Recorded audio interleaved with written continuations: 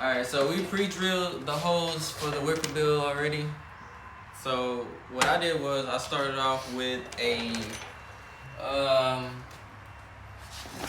9/64, and I just worked my way all the way up to a 5/16, and I just made it wide enough to fit the little rivets in there, and then I just put them back in to hold the spot and make sure everything fit.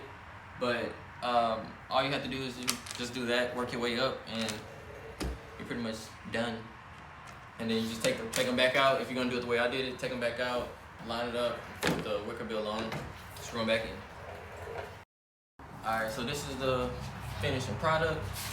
The screw sizes is like 9/16, I believe. Nope, 5/32. So yeah, this is the finishing product.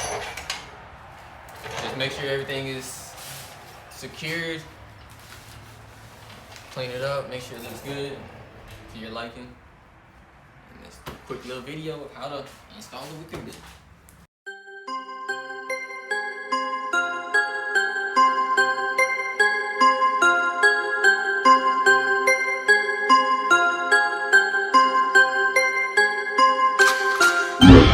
It's